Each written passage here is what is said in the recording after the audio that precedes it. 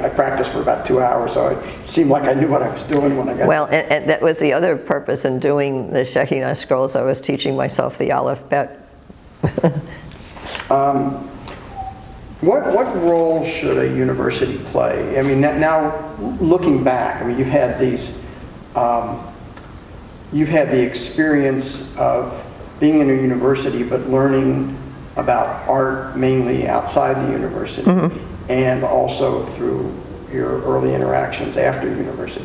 What role can a university play in an artist's development to have a meaningful impact on what happens with them? Well, I won't go into it specifically about art because I have my own theories about how to teach art, and they're based on how I was not taught art. They're the exact opposite of the way I was taught art.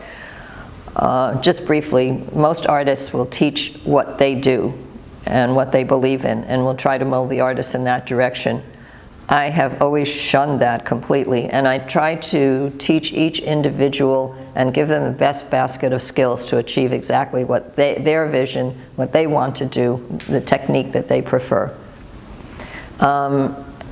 So that being said, I've taught it that way myself, but I can't recall being taught that way by any of my teachers, other than when I was aggressive about obtaining a skill that I didn't have and I really passionately wanted to have. Nobody ever stood in my way. They encouraged me.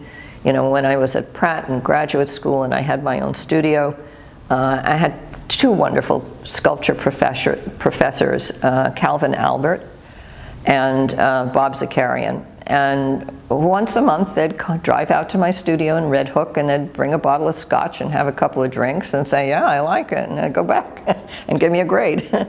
So it's those kind of teachers, you know, who if you're outside of the box, they give you that latitude. I think that's very important in the arts, whether it be dance or music or some other creative discipline. But on the other hand, I do believe in a very rigorous intellectual grounding in any university or college, that is a necessity. You must learn how to think and analyze. So, that is what I extracted from my best teachers. And when I became a teacher, especially in art history, I demanded that of my students. And all I can tell you is I still get thank you notes from my students.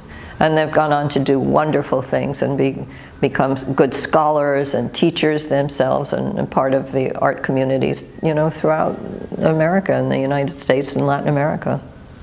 The artist and teacher that had the biggest impact on my life was a guy named Knox Martin. Did you run into him in New York? He taught at Yale and he taught at NYU and at the Art Students League for the... What discipline? He's a painter, right? Primarily. I mean, he did sculpture. He was primarily a painter, and he was from Columbia, but he you wouldn't know it because he spoke. He didn't have any accent or anything like that. And I thought you meant Columbia University.